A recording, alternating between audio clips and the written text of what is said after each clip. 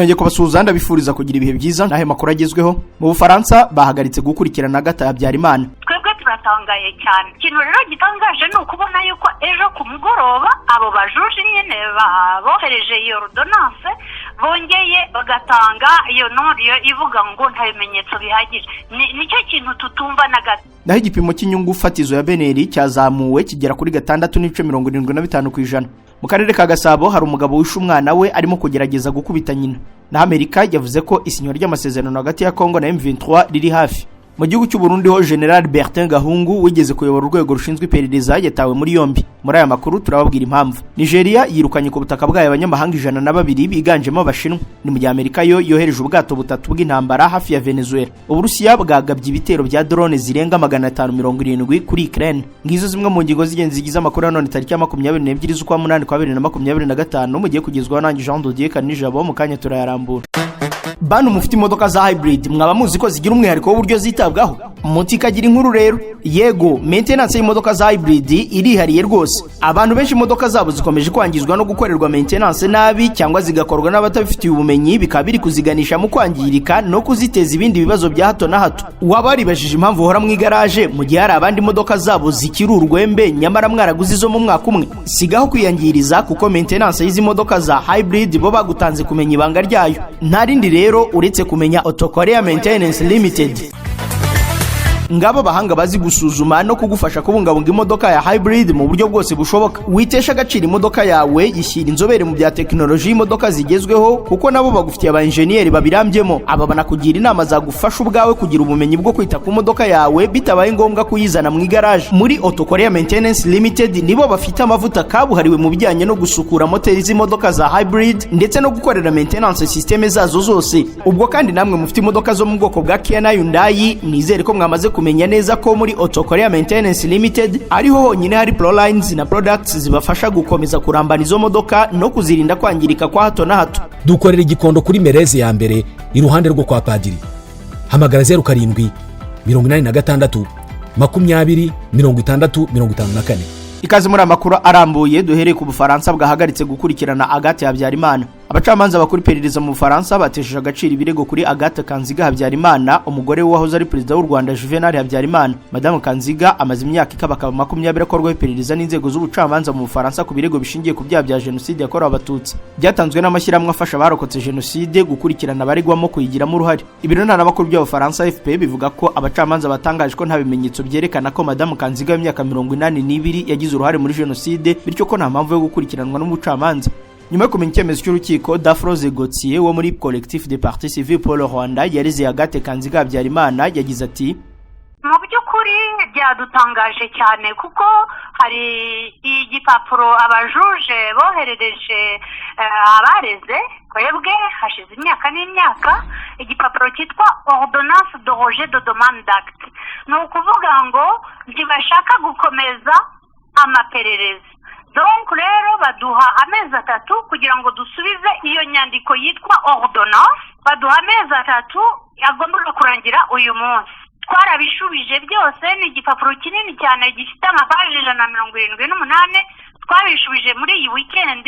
Mu by'ukuri ubundi ntabwo twari dutegereje yuko abajuje bakora icyo bita non-lieu bavuga ngo ibintu birarangiye ngo ntabwo bimenyetso bihagije. Twebwe turatangaye cyane. Ikintu rero gitangaje ni ukubona yuko ejo ku mugoroba abo bajuje nyene bohereje iyo ordonnance bongeye bagatanga iyo non-lieu ivuga ngo nta bimenyetso bihagije. Nicyo kintu tutumva na gato. Tugiye gukora tumaze kuvugana na avoka wacu agiye kujurira kuri iyo non-lieu nanone. Urumva no gukomeza bakatunaniza. Tumaze gusubiza ordonnance none tugiye kongera gusubiza iyo non-lieu ariko tumaze kuyibona ntabwo turabisoma neza. Iyo urebye ubona bisa na cya kindi cya Ordonnance de rejet de demande d'acte nyine iri yivuga yuko nta bimenyetso bihagije bishinja Agathe. Ubwo tugiye kwicara kuri uyu mugoroba twongere dusome ariko twahise tujurira avoka wacu yajuriye deje.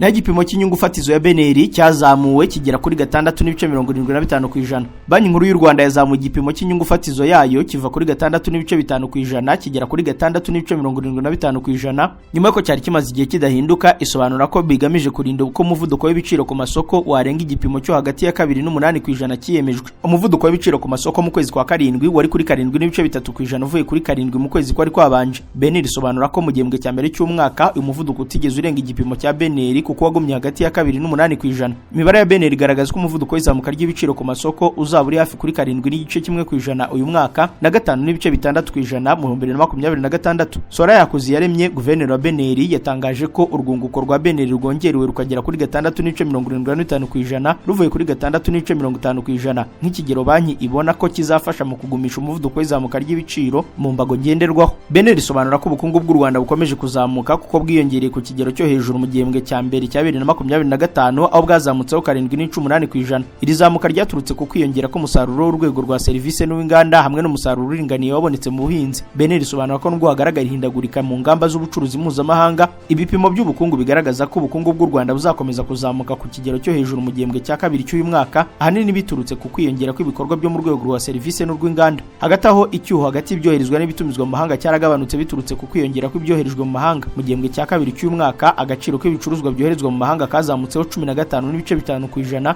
biturutse ahanini ku musaruro mwiza w'ikawa no kwiyongera kw'amabuye y'agaciro yoherejwe hamwe n'izamuka ry'ibiciro ku isoko mpuzamahanga.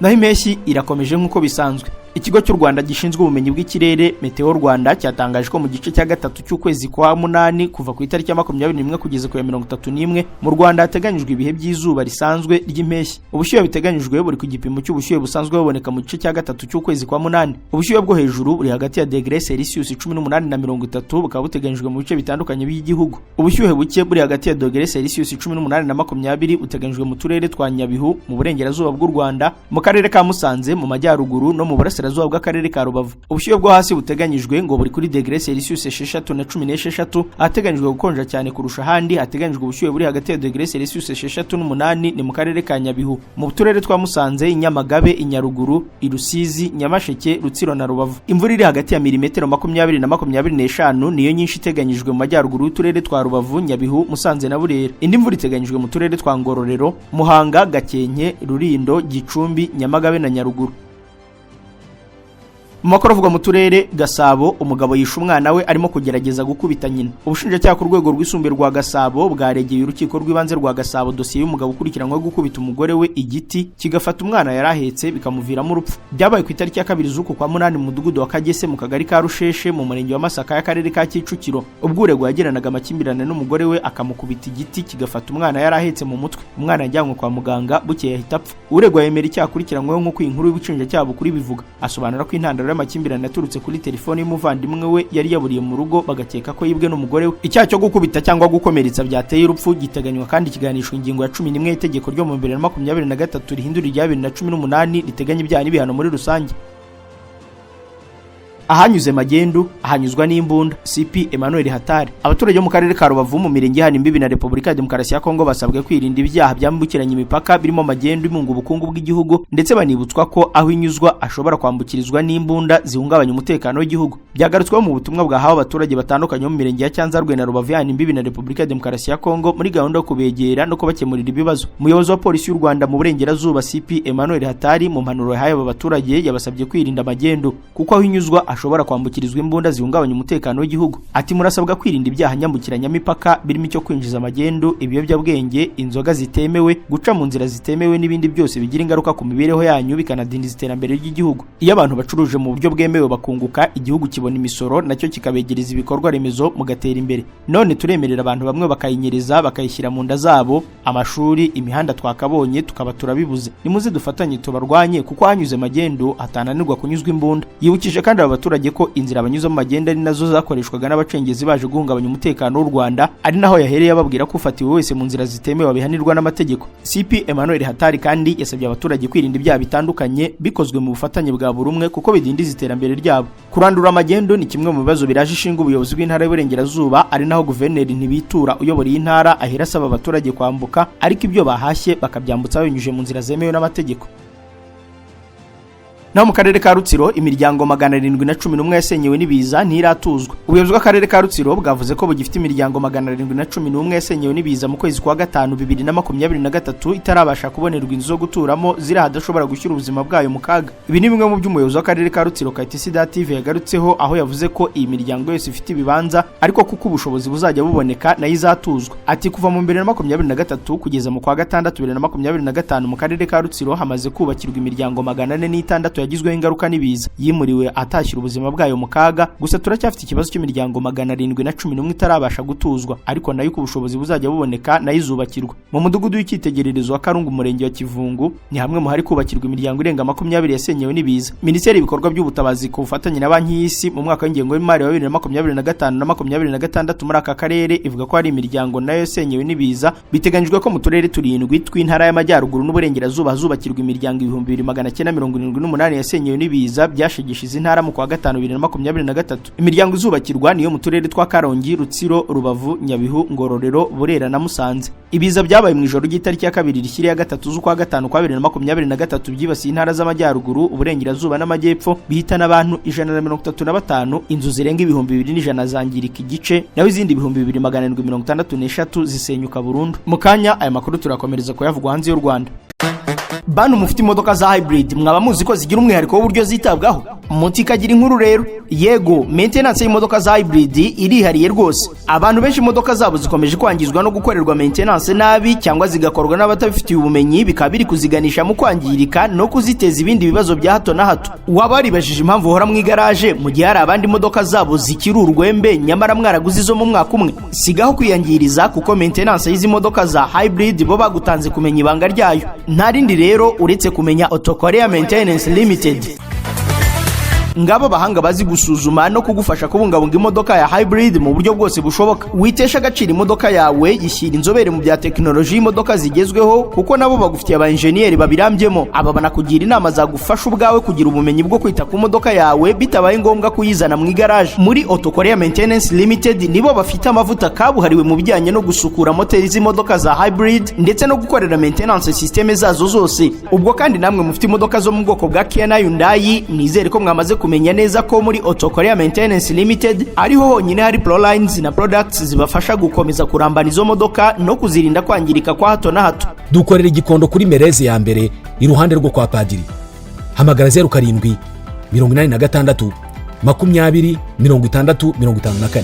Makuru avugwanze y'u Rwanda. Amerika yatanze icyizere cy'isinywa ry'amasezerano hagati ya AFCM 23 na leta ya Kongo. Umujyanama wa Leta Zunze Ubumwe za Amerika mu bijyanye n'ubufatanye na Afurika Masad Boulos yatangaje ko ibiganiro hagati ya AFCM 23 na leta ya Kongo biri kuba bifashijwemo na Qatar nk'umuhuza biganisha kwishyirwa mu bikorwa ry'amasezerano n'amahoro azatuma abatuye mu karere babaho neza. Boulos abinyuje kuri X yavuze ko Amerika ishimishijwe no kubiganiro hagati ya Kongo na AFCM 23 bigikomeje. Ati hashingiwe ku mahame yasinywe mu kwezi kwa 7 2025 hagati ya AFCM 23 na leta ya Kongo. Ibiganiro byo muri iki cyumweru ni intambwe ikomeye mu rugendo rugana ku masezerano y'amahoro azafasha abaturage bo mu karere kubaho mu mahoro nyuma y'imyaka myinshi y'intambara. Mbere ko impande zombi ziyemeza kongera kohereza intumwa mu biganiro by'Idoha, M23 yagiye igaragaza kenshi ko hari ingabo n'intwaro bikomeza gukwirakwizwa hafi y'ibice igenzura. Hari kandi ibikorwa by'urugomo bikorwa n'imitwe nka Wazalendo ikorana na FARDC. Ku rundi ruhande FARDC nayo yagiye igaragaza ko M23 yagiye yitera mu bice bitandukanye aho ifite ibirindiro. Masad Boulos ati turongera gushimangira ubusabe bwacu bwo guhita bahagarika ibikorwa byo guhotera abasivile kandi bakagaragaza ibikorwa bifatika bigamije gushyigikira amahoro n'umutekano. AFCM 23 yagaragaje ko leta ya Kongo yanze gufungura abantu bayo 700 barimo abanyamuryango bayo n'abakekwaho kuba abanyamuryango bayo, ariko leta yasubije ko izabafungura nyuma yo gusinya amasezerano y'amahoro. Ibiganiro by'amahoro byari biteganyijwe ku itariki ya 8 z'uku kwezi n'amasezerano agombaga gusinywa bitarenze itariki ya 18 z'uku kwezi, ariko byose ntibyabaye. Leta ya Qatar yagaragaje ko yamenye imbogamizi zabayeho ariko ko iri gukorana n'impande zombi kugira ngo zumvikane. AFCM 23 yemeye kohereza intumwa muri Qatar igaragaza ko ubutumwa buzijyana bufite umurongo butagomba kurenga. Ni ibice amarenga ko igitsimbaraye ku cyemezo cyo kujya mu biganiro by'amahoro mu gihe abantu bayo baba bamaze kurekurwa. Leta ya Kongo nayo yemejwe intumwa zayo zagiye guharanira inyungu za guverinoma yazohereje.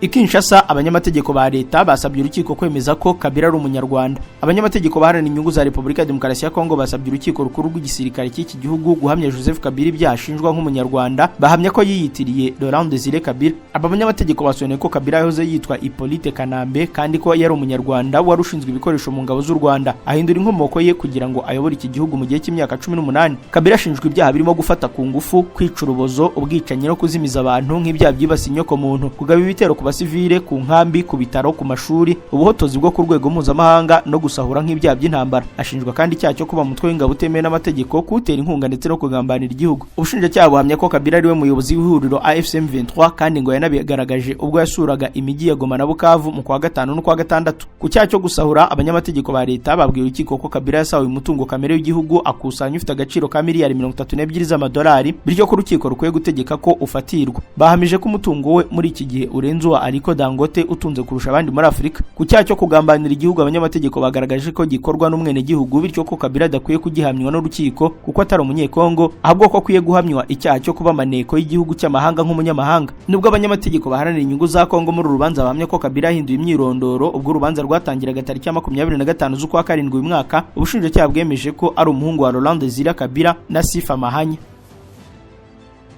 Naho François Beya washinjwaga gushaka guhirika Perezida Tshisekedi yagizwe umwere. Urukiko rwa gisirikare rwa Repubulika ya Demokarasi ya Kongo rwagize umwere François Beya washinjwaga umugambi wo gukuraho ubutegetsi bwa Perezida Tshisekedi. Beya yahoze ari umujyanama wihariye Perezida Tshisekedi mu by'umutekano, aza gutabwa muri yombi mu kwezi kwa kabiri 2022, afungurwa by'agateganyo mu kwa 8 uwo mwaka kugira ngo ajye kwivuriza mu mahanga. Kugeza ubu yarakiri mu Bufaransa. Tariki ya 28 z'ukwezi kwa karindwi uyu mwaka, ubushinjacyaha bwagaragaje ko Beya kwiye igifungo cy'umwaka umwe kirimo amezi 6 asubitse bitewe no kubuzima bwe butameze neza. Byari bisobanuye ko niyo yakatirwa atafungwa kuko amezi 6 yamaze afunzwe. Urukiko rero rwanzuye ko nta kimenyetso kigaragaza ko Beya n'abandi bareganwaga nawe Guy Vanda Noah Biama na Colonel Pierre Kalenga bagize umugambi wo gukura Perezida Tshisekedi ku butegetsi no guhungabanya ubuzima bwe, bityo ko ari abere. François Beya imyaka 70 y'amavuko yatangiye gukorera leta mu gihe cy'ubutegetsi bwa Mobutu Sese Seko. Mu myaka ya 1980 yabaye umukozi w'urwego rushinzwe iperereza rwahoze rwitwa Centre National de Documentation ku butegetsi bwa Laurent Désiré Kabila na Joseph Kabila. Beya yakoreye mu kanama k'igihugu gashinzwe umutekano, yanayoboye urwego rushinzwe abinjira n'abasohoka mu gihe cy'imyaka 12, nyuma ayobora urw'iperereza. Ubwo Tshisekedi yajyaga ku butegetsi mu 2019 yagize Beya umujyanama we mu by'umutekano. Abasesengura politiki ya Kongo bagaragaza ko yari nk'ikiraro gihuzuye umukuru w'igihugu na Joseph Kabila wamubanjirije ku butegetsi. Ubushinjacyaha ubwo bwatangiraga gukurikirana Beya bwavugaga ko bufite ibimenyetso birimo amajwi ahamya ko yanenze Tshisekedi ku mugaragaro kandi ko akorana n'abarwanya ubutegetsi barimo abasirikare. Kuva icyo gihe abanyamategeko ba Beya bamaganye iki kirego basobanura ko kidafite ishingiro. Naho Minembwe yagizwe teritwari ihabwa Colonel kugira ngo ayiyobore. Ihuriro Alliance Fleuve Congo ribarizwamo imitwe ya M23 na Twirwaneho ryamaze kugena ko igice cyahazwe nko mu Minembwe mu ntara Kivu y'Amajyepfo kigomba guhinduka teritwari. Minembwe ubusanzwe yabarizwaga muri segiteri ya Rurenge muri teritwari ya Fizi iri mu zigize intara Kivu y'Amajyepfo. Icyemezo cyo kugira teritwari cyafashwe mu rwego rwo kwegera abanyekongo mu bwoko bw'abanyamurenge no gushyira iherezo ku bwicanyi n'ihezwa bamaze imyaka myinshi bakorerwa n'ubutegetsi bwa Kongo. Amakuru avuga ko Lieutenant Colonel Charles Gikwerere ari wamaze kugirwa umuyobozi w'iriya teritwari nshya. Dukomereza amakuru mu gihugu cy'u Burundi aho General Bertrand Gahungu yatawe muri yombi. General de Brigade de Police Gahungu Bertin uri mu bapolisi bakomeye mu Burundi yatawe muri yombi. Gahungu yigeze kuyobora iperereza ry'imbere mu Burundi. Amakuru aturuka muri iki gihugu aravuga ko yaraye muri gereza y'urwego rw'iperereza iherereye hafi ya Cathedrale Regina Mundi i Burundi. Kugeza ubu ibyaha uyu mugabo wafatanywe n'abarinzi be akurikiranyweho ntibiramenyekana. General Bertin Gahungu ni rimwe mu mazina azwi cyane mu Burundi ndetse ari mu bashinzwe umutekano bashinjwaga kugira uruhare mu mabatandukanye agiye akorwa n'inzego z'umutekano n'iziperereza. Izina ry'uyu mugabo ryamamaye cyane mu 2007 ubwo yari imbere mu bataye muri yombi Honorable Hussein Najab wari uherutse kwirukanwa mu buyobozi bukuru bwa CNDD-FDD. General Gahungu kandi muri uwo mwaka yashyizwe mu majwi ashinjwa kwica urubozo uwitwa Evariste Kagabo kugira ngo yemere gushinja ibinyoma Hussein Najab. Mu kwa gatatu 2013 General Bertin Gahungu yagenwe kuyobora igipolisi mu ntara z'uburengerazuba bw'u Burundi, Commissaire Region Ouest, ndetse nyuma y'umwaka umwe ashinjwa kuba ari mu bateguye igitero cyagabwe ku ngoro y'ishyaka MSD ahitwa mu Kinindo. Ni igitero cyasize hanafashwa abarwanashyaka benshi ba MSD barakubitwa banafungwa imyaka itari mike. Mu kwa kabiri 2015 Bertin Gahungu yagenwe kuyobora iperereza mu gihugu hagati. Kuva imyigaragambyo yo kwamagana manda ya gatatu ya Petero Nkurunziza itangiye mu kwa kane kwa 2015, Gahungu ashinjwa kuba urwego yarabereye umuyobozi rwarakoze amarorerwa arimo kwica, gushimuta abantu, kubica urubozo n'ibindi byinshi. Mu kwa 2021 Major Richard Mudathiru Habibu wakatiwe igifungo cy'imyaka 25 nyuma yo guhamwa n'ibyaha birimo iterabwoba, kwinjira mu mutwe w'ingabo utemewe n'ibindi byaha birimo kugambirira kugira n'ubutegetsi buriho mu Rwanda. Yabwiye ikinyamakuru The Chronicles ko General Bertin Gahungu ari umwe mu bakiraga abanyarwanda babaga baturutse muri Uganda, akabashyira imitwe irimo wa RNC yashakaga gukuraho ubutegetsi bw'u Rwanda. Uyu mugabo yatawe muri yombi nyuma y'amezi make Perezida Evariste Ndayishimiye yamukuye ku mirimo yakoraga muri ambasade y'u Burundi muri Leta Zunze za Amerika, aho yarakuriye ibikorwa bya gisirikare Defense Attaché. Dukomereze muri Kenya, aho Rigathi Gachagua yagarutse muri iki gihugu nyuma y'iminsi 42 ari muri Amerika. Rigathi Gachagua uzari vice president wa Kenya kuri ubutavuga rumwe n'ubutegetsi yagarutse mu gihugu cye nyuma y'uruzinduko yaramazemo iminsi 42 muri Leta Zunze za Amerika. Byari ibyishimo n'umunezero mwinshi ku kibuga cy'indege mpuzamahanga cya Jomo Kenyatta Nairobi, ubwo abakunzi ba Rigathi Gachagua uzari vice president wa Kenya bamwakirizaga urusaku rw'ibyishimo, indirimbo n'imivugo y'abarwanashyaka n'abaturage benshi bari bategereje umunyapolitiki. Gachagua rumaze ibyumweru 6 muri Leta Zunze za Amerika, yaje agaragaza akanyamuneza kenshi yambaye ipantaro n'ishati bya jeans n'ingofero, mu gihe ku mihanda ya Mombasa Road humvikanaga indirimbo zamagana Perezida William Ruto. Igaruka rye ryabaye ibirori bikomeye, abantu benshi bari bipanze ku mihanda kuva ku kibuga cy'indege kugeza mu mujyi rwagati wa Nairobi, bafite ibyapa n'ibirango bigaragaza ko bashyigikiye ishyaka rye rishya rya Democracy for Citizens Party. Abayobozi bo mu karere ka Mount Kenya Gachagua akomokamo akaba ari bamwe mu bamwakiriye imbere. Polisi y'igihugu yakoresheje imbaraga nyinshi ku kibuga cy'indege no mu bindi bice bihakikije, harimo imodoka z'amazi yo gutatanya abaturage, abashinzwe kurwanya imidugararo n'indege ntoya zitagira abapilote mu kirere bari bahari. Abashinzwe umutekano bashoboye gukumira abarwanashyaka benshi bageragezaga kwinjira mu kibuga cy'indege ku ngufu kugira ngo batagira ibyo bangiza. Amwe mu makuru atangwa n'abanyapolitike bamwegereye avuga ko Gachagua yahagaritse gahunda yari afite muri Amerika kugira ngo agaruke mu gihugu kuyobora ibikorwa byo kwamamaza ishyaka rye mu matora ateganyijwe ku itariki ya 27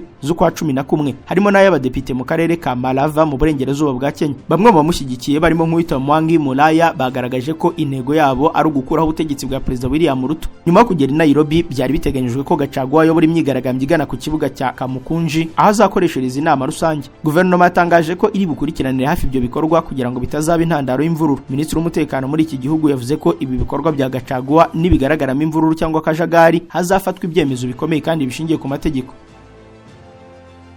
Nigeria yo yirukanye ku butaka bwayo abanyamahanga 102 biganjemo abashinwa. Ikigo cya Nigeria gishinzwe kurwanya ruswa n'ubujura bukorerwa kuri murandasi cyatangaje ko cyamaze kwirukana abanyamahanga 102 nyuma yo kubahamya ibyaha by'uburiganya no kwinjira mu bikorwa by'ubwambuzi bukorewe kuri murandasi. Muri abo birukanywe harimo abashinwa 50 n'umunyatunizi umwe, mu gihe abandi banyamahanga bakomoka mu bihugu bitandukanye nabo biteganyijwe ko bazakomeza kwirukanwa mu minsi iri imbere. Abo bantu bafashwe mu mukwabo wagutse wabereye mu mujyi wa Lagos mu kwezi kwa 12 umwaka ushize, aho mukwabo wafatiwemo abantu 792 bose kwa ubugizi bwa nabi bukorerwa kuri internet. Nigeria, igihugu gifite abaturage benshi kurusha ibindi byose muri Afrika, kimaze kumenyekana ku isi yose kubera abantu bahakora uburiganya bwa murandasi bazwi nka Yahoo Boys. Aba bantu bakoresha uburyo butandukanye bwo gushuka abantu hirya no hino ku isi, bakinjira mu buzima bwabo bwihariye, bakabinjiza mu nkuru z'urukundo cyangwa ubucuruzi bw'ibinyoma, hanyuma bakabasaba amafaranga cyangwa amakuru y'ibanga bakayagenderaho babacucura utwabo. Mu mukwabo rero wakozwe muri iki gihugu hafashwe ibikoresho byinshi birimo mudasobwa, telefone ngendanwa, za konti z'imbuga nkoranyambaga zo kuri murandasi byakoreshwaga mu bikorwa byo kwambura abaturage amafaranga. Raporo igaragaza ko abanyabyaha bakunze kwibasira cyane abaturage bo muri Leta Zunze za Amerika, muri Canada, Mexique no mu bihugu bitandukanye byo ku mugabane w'Uburayi.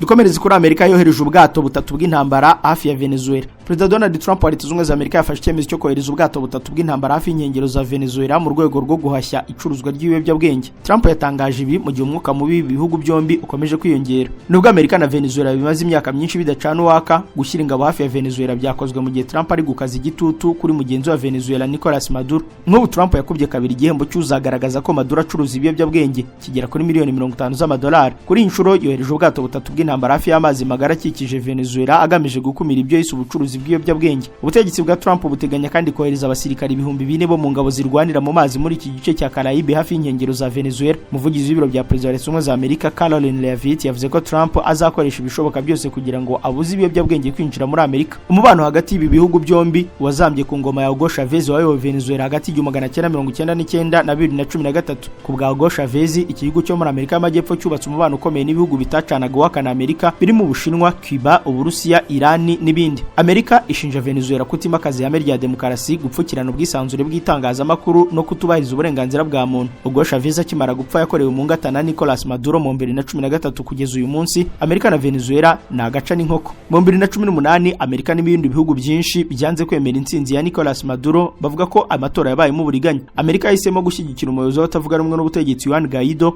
nka perezida w'inzibacyuho wa Venezuela. Amerika yashyiriyeho Venezuela ibihano bikomeye ku bukungu kugira ngo iteshe umutwe ubutegetsi bwa Nicolas Maduro.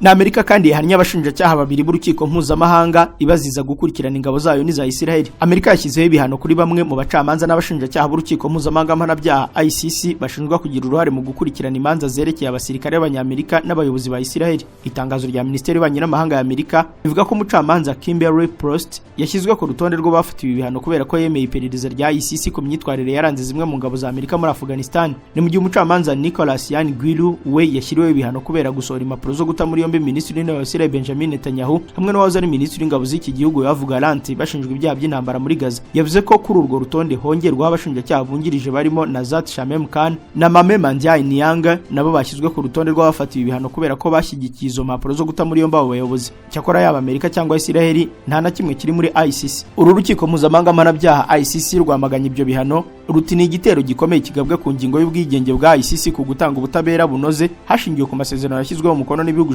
125 binyamuryango. Ubwo kwa kabiri Donald Trump nibwo yafatiye ICC ibihano bwa mbere, avuga ko ari urukiko rutemewe n'amategeko ndetse rwibanda ku bikorwa bidafite ishingiro bigamije kurwanya Amerika n'inshuti zayo zikomeye. Mu 2024 ICC yashyize Netanyahu na Gallant ku rutonde rw'abantu bashakishwa nyuma yo gusanga hari impamvu zumvikana zigaragaza ko Israel yakumiriye imfashanyo n'ubutabazi byagombaga guhabwa abo muri Gaza. Netanyahu nawe yamaganye izo mpapuro zo kumufata, agaragaza ko ICC yasaritswe n'urwango ifitiye Abayahudi. Israel yatangije intambara kuri Gaza mu kwa 10 kwa 2023 nyuma y'igihe gito umutwe wa Hamas wigabyeho ibitero bigahitana abantu bagera ku 200,000 ugashimuta abandi barenga 200. Kuva icyo gihe abaturage bo muri Gaza barenga 62,000 bamaze kuhasiga ubuzima, harimo abana bakabaka 19,000. Ibitero bya Israel byo bimaze gukomeretsa muri Gaza barenga 150,000.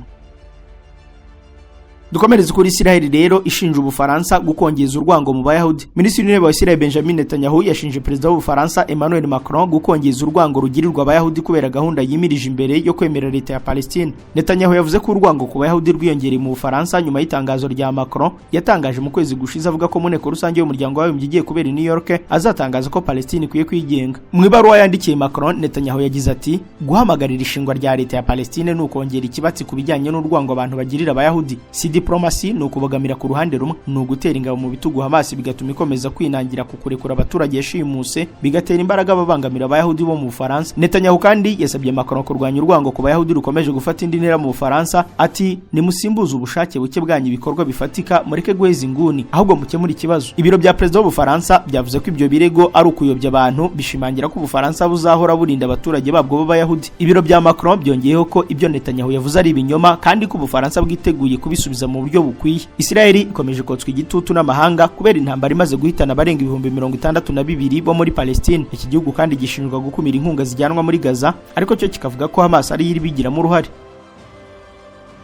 Uburusiya bwo bwagabye ibitero bya drone zirenga 570 kuri Ukraine. Abategetsi bo muri Ukraine bavuze ko mu ijoro ryakeye Uburusiya bwohereje mu burengerazuba bwa Ukraine indege nto z'intambara zitajyamo abapilote na za misile, byose hamwe bibarirwa mu magana muri kimwe mu bitero bikomeye cyane bibayeho muri ibi byumweru bya vuba habishize. Ibyo bitero bya drone n'ibisasu bya misile byagabwe i Zaporizhia, i Dnipropetrovsk ni Lviv, aho umuntu umwe yishwe abandi 15 barakomereka. Minisitiri w'Ububanyi n'Amahanga wa Ukraine Andriy Sybiha yavuze ko ibyo bitero bigaragaza impamvu ibikorwa bya diplomasi byo kurangiza intambara hamwe n'ubwirinzi bwo mu kirere bukomeye cyane ari ingenzi. Bibaye mu gihe Perezida wa Ukraine Volodymyr Zelensky yumvikanishije ko Ubusuwisi, Autriche na Turkiya kimwe muri ibyo bihugu gishobora kuberamo ibiganiro by'amahoro igihe byaba bibayeho hagati ye na Perezida w'Uburusiya Vladimir Putin. Kuba hashobora kuzabaho inama ya batatu iyobowe na Amerika ni igitekerezo cyaje nyuma y'uko Perezida Donald Trump ahuye na Perezida Putin muri leta ya Alaska muri Amerika mu cyumweru gishize. Nyuma yaho muri iki cyumweru akanakira Perezida Zelensky n'abandi bategetsi b'i Burayi mu biro bye White House. Zelensky yavuze ko afite ubushake bwo guhura na Putin mu buryo ubwo ari bwo bwose inama yabo yabibayemo. Minisitiri w'ububanyi n'amahanga wa Hongiriya we yavuze ko igihugu cye cyiteguye kuba cyakwakira inama nk'iyo. Minisitiri w'intebe wa Hongiriya Viktor Orban yakomeje kugirana umubano hafi n'Uburusiya ndetse mu gihe cyashize yabangamiye ibikorwa by'umuryango umwe bw'Uburayi byo gufasha Ukraine mu ntambara Uburusiya bwayigabyeho. Uyu rero akaba ashobora kutabonwa na bose nk'umuntu udafite uruhande abogamiyeho wo kwakira iyo nama. Mu kiganiro n'abanyamakuru mu gitondo cyo kuwa gatanu, Zelensky ntiyavuze ku kuba Hongiriya yemeye ko ishobora kuba yeramo iyo nama, ariko yavuze ko yasabye Trump kotsa igitutu Hongiriya kugira ngo ireke gutambamira ibiganiro bigamije ko Ukraine yinjira mu muryango umwe bw'Uburayi. Zelensky rero yasabye Amerika kuzahana Putin niyanga ibiganiro. Perezida wa Ukraine Volodymyr Zelensky yasabye Leta z'Ubumwe za Amerika kuzakora igikorwa gikomeye mu gihe Perezida w'Uburusiya Vladimir Putin yakwanga guhura nawe mu biganiro. Biro nta makuru by'Abongereza Reuters byatangaje ko Zelensky avuga ko Putin nanamuka yanze ko babona nabonyine azabagaragaje ko adashaka kandi ko atiteguye amasezerano y'amahoro. Ati ibiganiro by'impande zombi turabyiteguye, ariko se Uburusiya bubaye butiteguye. Niba batiteguye twifuza kubona igisubizo gikomeye cya Leta z'Ubumwe za Amerika. Ibihugu byombi bimaze igihe mu biganiro bya diplomasi bifitwemo uruhare na Leta z'Ubumwe za Amerika, ndetse habayeho ibiganiro byahuje Trump n'abayobozi b'Uburusiya na Ukraine hagamijwe guhosha intambara imaze imyaka. Kuva intambara yatangira mu 2022 Uburusiya bumaze kwigarura hafi 20% by'ubutaka bwose bwa Ukraine, ndetse Zelensky aherutse kuvuga ko bitaramenyekana niba Putin hari ubutaka azamusubiza kugira ngo intambara ihoshe, nubwo Putin yabutsimbarayeho. Abayobozi b'ibihugu by'Uburayi bari barasabye ko ibiganiro bizahuza impande zombi byazabera hisanzuye, mu gihe Perezida Putin we ashaka ko ibiganiro bizamuzana Zelensky bizabera i Moscow mu gihugu cye aho kuba handi. Inkuru Zelensky usaba Amerika ko yazahana Putin niyanga ibiganiro niyo dusoreje gahunda y'amakuru agezweho. Reka mbashimire ko mwari mudukurikiye, bararikira komeza kureba ibindi biganiro bikuru urubuga. Mugira amahoro. Bantu mufite imodoka za hybrid mwaba muzi ko zigira umwihariko w'uburyo zitabwaho. Muti kagira inkuru rero. Yego, maintenance y'imodoka za hybrid irihariye rwose. Abantu benshi imodoka zabo zikomeje kwangizwa no gukorerwa maintenance nabi cyangwa zigakorwa n'abatabifitiye ubumenyi, bikaba biri kuziganisha mu kwangirika no kuziteza ibindi bibazo bya hato na hato. Wabaribajije impamvu uhora mu igaraje mu gihe hari abandi imodoka zabo zikiri urwembe nyamara mwaraguze izo mu mwaka umwe? Sigaho kwiyangiriza, kuko maintenance y'izi modoka za hybrid bo bagutanze kumenya ibanga ryayo. Nta rindi rero uretse kumenya Auto Korea Maintenance Limited. Ngabo bahanga bazi gusuzuma no kugufasha kubungabunga imodoka ya hybrid mu buryo bwose bushoboka. Witesha agaciro imodoka yawe, yishyira inzobere mu bya teknoloji y'imodoka zigezweho, kuko nabo bagufitiye aba engineer babirambyemo. Aba banakugira inama zagufasha ubwawe kugira ubumenyi bwo kwita ku modoka yawe bitabaye ngombwa kuyizana mu igaraje. Muri Auto Korea Maintenance Limited nibo bafite amavuta kabuhariwe mu bijyanye no gusukura moteri z'imodoka za hybrid ndetse no gukorera maintenance system zazo zose. Ubwo kandi namwe mufite imodoka zo mu bwoko bwa Kia na Hyundai, nizere ko mwamaze kumenya neza ko muri Auto Korea Maintenance Limited ariho honyine hari Prolines na products zibafasha gukomeza kurambana izo modoka no kuzirinda kwangirika kwa hato na hato. Dukorera igikondo kuri Merezi ya mbere iruhande rwo kwa Padiri.